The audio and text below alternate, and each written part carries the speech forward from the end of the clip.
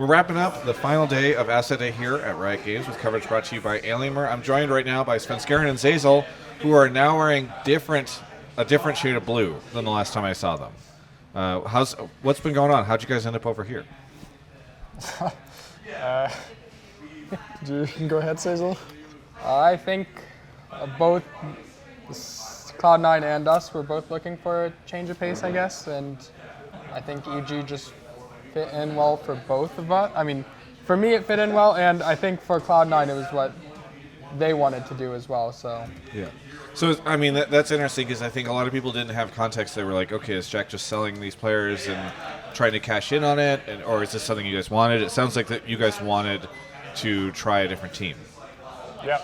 Well, I know for myself at least that I felt like I didn't want to stay on C9 anymore after what happened, and I just wanted to be the main jungler on the team. I didn't want to share spot anymore. Yeah. I was pretty upset about that. So, yeah, one of the main reasons why I made this swap. Okay, this is great news because I know EG has tried to brand themselves as evil, but I've said in the past that I feel like you guys are such nice guys. But now it sounds like you're angry and vindictive, and you're ready to go to war. I mean, yeah, I guess so. That's the evil, maniacal confidence that I expect to hear from both of you. Well, okay. Do you guys think that you'll have a bit of a rivalry with C9? Do you want to beat them a lot now? I think that's pretty obvious. I think both me and Zeyzal want to beat them a lot. Yeah. And they probably really want to beat us too. So yeah, I can't imagine. Well, so I interviewed Licorice earlier today, and he was like, "Yeah, I think we want to beat EG and TL." And I said, "Which one will be the rivalry?" He's like, "I'm pretty confident against EG, so I feel like TL is going to be who we're really fighting against." Something to that effect. Do you feel like that they should be dismissing you guys? They can think whatever they want. I mean, I'm pretty sure we're going to come out on top at the end. So. Nice. Well, I'm excited to see how things go there. What has it been like switching over to EG? Because obviously a brand new org. A long time ago they were in the LCS, but even just the management side, very different org. What has it been like as you've moved into this team? For me, it's been pretty good, actually. I think that all the staff here had an understanding of what a League of Legends team needed. I think most of them worked in the space already, so they knew. Like, we have people from 100 Thieves, people from previously Clutch, now Dignitas, and Greg worked for Riot as something related to LCS, something in esports. So, but you don't know what. Something. Honestly, I probably should know. I've been told, but I don't know at this time. Gotcha. I don't know at this time. It's such a great answer. They knew. They knew what we wanted for being like an LCS team. They knew what to give us and help us succeed. Yeah. What have you guys been doing so far? I heard you guys went to Korea. Yeah, I mean, we've just been practicing, and it's a kind of a new team, so just getting to learn each other. And yeah, I mean, I know a lot of people have been moving because, well, everyone's coming from a new team, right? So we had to set up at a different place. And I mean, for me, it's really nice because we're doing apartments this year and an office. And on C9, we're just living in the same house as practicing from, and it felt kind of stressful at times because you can never really take a break because you're always with your team, like always. So yeah, I mean, I like the change at least. Was it stressful at all trying to find like an apartment and do all that switching? Because I know some pro players just like don't even want to bother with that. At least for me, it was really easy because I got help from EG, and I have a girlfriend who also could help me a lot with that. So I didn't have to really stress about it.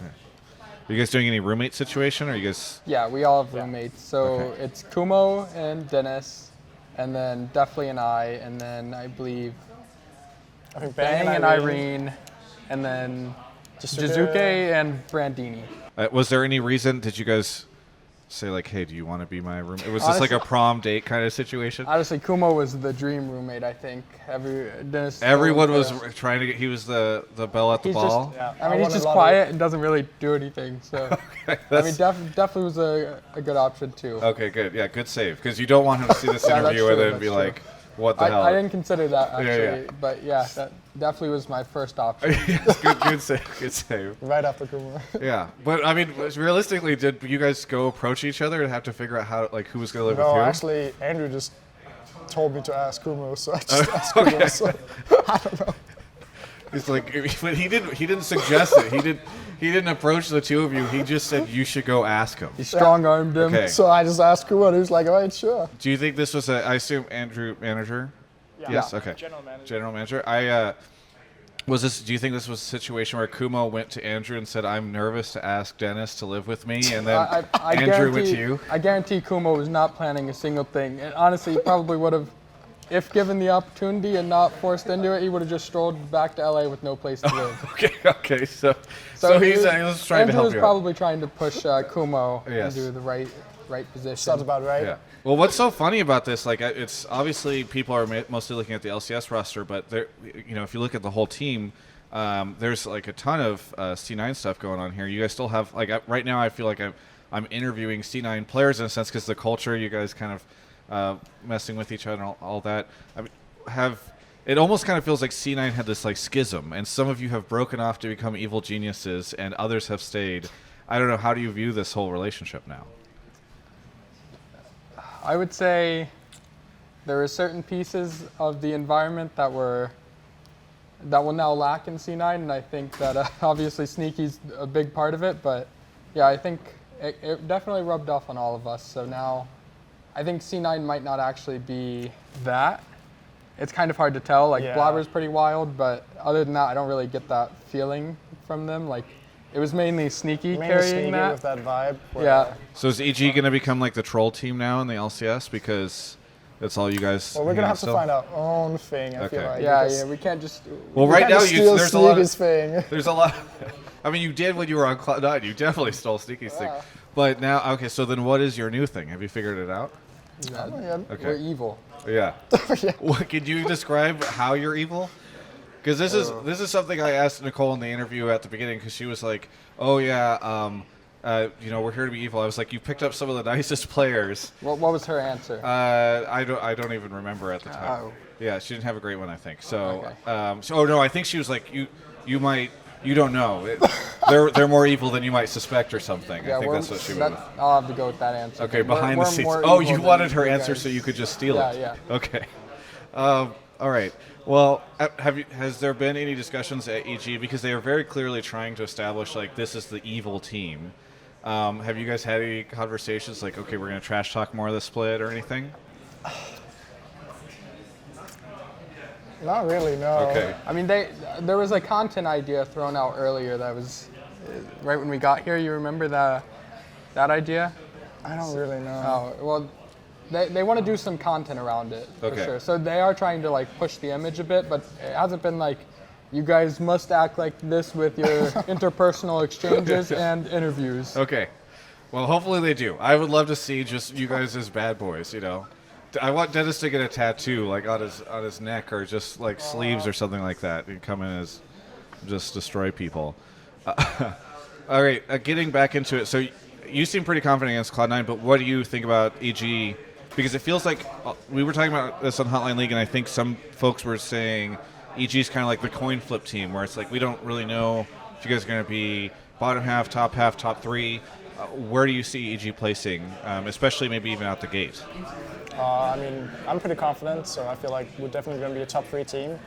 The only team I just have issues against is just TL, and I feel like all the other teams we can pretty handily beat. So, yeah, I mean, it's just going to be up to like what happens, but for sure I see us being a top 3 team. Okay.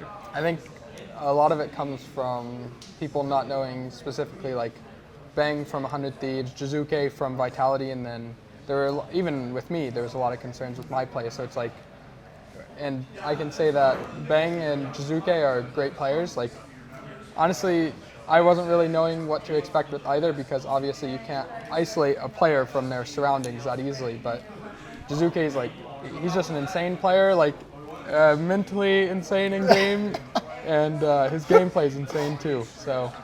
Was that? Like it's just he's so good in such a wild way, Yeah, it's really hard to explain, but Yeah. So I mean, insane he is, yeah. I don't know. and then Bang is like, it's actually, Opposite. yeah, Bang is so like, he's really good and really consistent. Yeah. So it's like, it's a really nice mix, and I feel like it actually makes our team a lot stronger with a player that's willing to take a lot of risks and carry the game solo, and a player that's always there, reliable. Yeah. Well, isn't and there able to carry.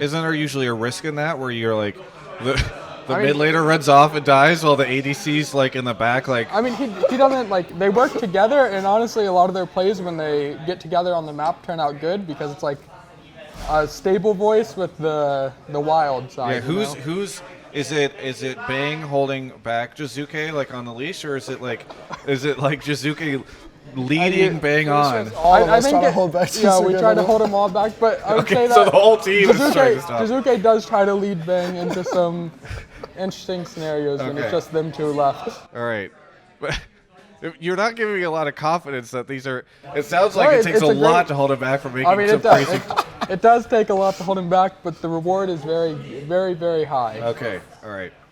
I mean, it sounds like. I mean, I feel like we haven't had as many of those like incredibly aggressive players in the league. Like Blabber obviously had a bit of that reputation, but it sounds like this might be really exciting and entertaining to watch you guys as you all try to like. Yeah, I mean, I love playing with his playstyle because it's just like something's always gonna be happening, and it's just like he's got such a unique trait in him that the games end up really weird, and it's more about like how good you guys can react as a team to what's happening on the map rather than like step by step planning everything. Well, what do you think of the map changes this year? Oof. Honestly, they had a lot minor of an effect than I'd have thought. Yeah, personally. Like, one of the big changes is the alcove, but yeah, that was like a minor. It was really like hinted as like a minor thing, but I feel like that's one of the bigger things. Yeah, it's almost bigger than the dragon. Yeah. You know what's so crazy? I've actually loved. So this is the last interview that I'm doing here for Asset Day, and I've interviewed all 10 teams, and you all have wildly different like some people are like alcoves are useless, like nobody's gonna touch them. Maybe somebody will figure out how to do something interesting with them. You guys are like, this is the biggest change on the map. You'll see some alcove games. The alcove plays. Okay, and then others have said like that they're nothing has changed. Like it's gonna feel exactly the same as last time. Others have said that it's like super dramatic. So it's. I'm very fascinated to see what happens because it seems like everybody has wildly different takes on what the changes are. I think the big thing is like the dragon change more matters for closing out a game rather than snowballing your lead. So that's the interesting So thing. I feel like it's kind of buff if you're a worse team, because before you really struggle at closing out the game if you don't have like a strong voice in your team, like a shot caller, one would say. So if you're a bad team and you get a lead early game, you'll actually just be able to win the game, even if the other team is better than you. Yeah, because the Dragon Soul is a permanent buff. Yeah. It's not like you have a 10k gold lead and then you lose one fight and now it's like 2k. Now you have like, you lose one team fight, but you get Dragon next, you have Dragon Soul permanently. Sure. So that's going to be exciting. I mean, do you guys like the changes? You said oof when I asked about it. Well, I mean, I'm a strong believer that jungle has been nerfed again, so... Okay. Oh, yes, I forgot about that. Personally, I don't think it was a buff to the jungle. There was that tweet somebody had of, like, the comic where it's like, what year is it? Oh, we'll go ask this jungler over here. And he's like, it's been nerfed, it needs to be buffed, I hate everything they've done. It's like, well, it could be any year, actually. Honestly, a lot of these games, like my scrim games, I press tab and I'm higher level than the jungler, and it's really interesting. It's like... It's a really sad life right now. Yeah, it's definitely weird in that regard, but... Well, I don't think you guys play TL until week 5, unfortunately, so you might miss out on jungling against Eugene, Pobelter Park. Was that something, what do you think of potentially seeing Pobelter in a jungle position this year? I mean, I don't think he'll be bad at the role. I think he already knows all the people on TL, and I think jungle as a role is something you kind of just have to adapt to your team, and he knows everyone on the team, so he knows kind of what they want from a jungler. So he's just trying his best to cosplay as a jungler. Okay, I got you. By the way, speaking of Team Liquid and some former teammates, I saw a picture yesterday, maybe 2 days ago, of Doublelift, Biofrost, and Bjergsen all hanging out. And it was, I think Peter wrote something like, just like old times on his Instagram. I noticed you and Hanser were conspicuously missing. Do you have any disappointment in not being included in that dinner? I don't know. I didn't get invited, so... Okay. Well, that's too bad. I'm sorry to hear that. I was hoping you'd been invited and just couldn't make it, but it seems like they just no they invite. cut you out. No invite. Yeah, well, that's rough. All right, trying to think if there's anything else. Oh, the format changes. So no championship points in spring, Monday night games, double elimination, second, third place battle for the finals. What do you think of all the changes they've made? So playoff changes are much better, especially really like summer. Basically, playoff changes are going to make the better team almost, much more reliably go to Worlds, I think, which is the better team in summer specifically, which is much better than before. Point system didn't really make sense because No, like why would you send the worst team to Worlds just because they did better? yeah, a long time ago. It It's doesn't possible really make sense. they could somehow go from decent in spring to the worst in summer. So then we'd want to send our best, and this new system allows for it. What about but a lot of the people I've talked to have been disappointed that they feel like spring split doesn't matter except for MSI.